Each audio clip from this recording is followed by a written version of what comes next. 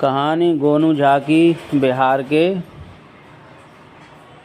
गोनू झा मिथिला नरेश के नवरत्नों में से एक थे। एक बार गोनू झा उनके भाई मोनू झा के मध्य एक भैंस का बंटवारा हुआ। उन्होंने भैंस को इस कदर बांटा कि भैंस का एक हिस्सा मोनू झा को, आगे का हिस्सा मिला गोनू झा को और पीछे का हिस्सा गोनू झा के पास में आया था। उनके पास एक कंबल था जिसका बंटवारा ऐसे हुआ कि रात को कंबल गोनू झा के हिस्से में आया और दिन में कंबल भोनू झा के हिस्से में आया।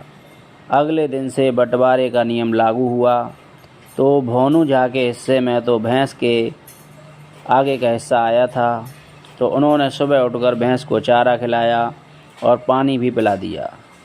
उसके बाद बारी आई गोनू झा की, तो उन्होंने सुबह उठकर अपने हिस्से के अनुसार भैंस का पिछला हिस्सा दूध निकाल लिया। भोनू झा को बहुत गुस्सा आया कि मैंने तो भैंस को चारा दिया और सारा काम किया, दूध उस गोनू झा के हिस्से में आया। ये देखकर भोनू झा बहुत ही दुखी हुए। फिर रात की बारी आई तो भोनू झा ने उस कंबल को धोकर सुखा दिया।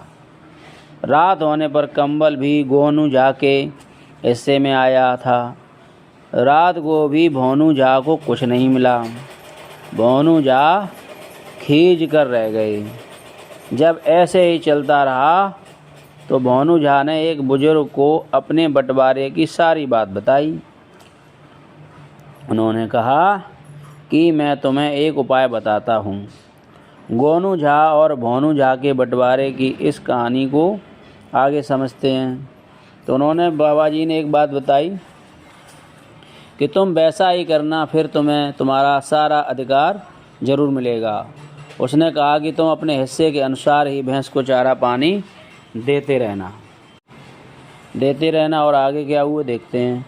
और तुम कंबल को दिन में ही धो देना, जिससे गोनू झा को रात में गीला कंबल मिले।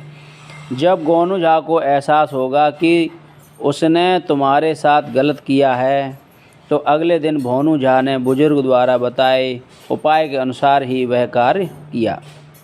जैसे ही गोनू झा दूध निकालने लगे तो तभी भोनू झा ने आकर भैंस के मुंह पर डंडा मार दिया, जिसके कारण भैंस ने सारा दूध बिखेर दिया और गोनू झा को कुछ नहीं मिला। गोनू झा ने चिल्लाते हुए अपने भाई को कहा कि तुमने भैंस को डंडा क्यों मारा। इस पर भोनू झा ने कहा, क्योंकि भैंस के आगे का हिस्सा मेरा है, मैं कुछ भी करूं। गोनू झा वह ये सब सुनकर चुपचाप वहाँ से चले गए। रात होने पर गोनू झा अपना कंबल लेने आए तो भोनू झा ने उन्हें कंबल दिया, तो वो कंबल गीला था। गोनू झा ने कहा कि ये तो गीला कंबल है। इस पर भोनू झा ने कहा कि दिन मेरा हिस्सा था तो मैंने इसे धो दिया था, अब सूखा नहीं तो मैं क्या करूं।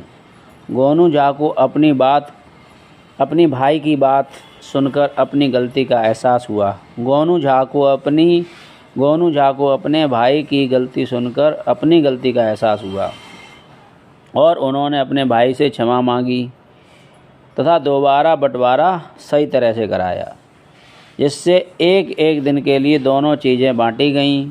कहानी से शिक्षा क्या मिलती है? इस कहानी से बच्चों हमें ये शिक्षा मिलती है कि हमें हमेशा ईमानदारी और सत्य के साथ काम करते रहना चाहिए।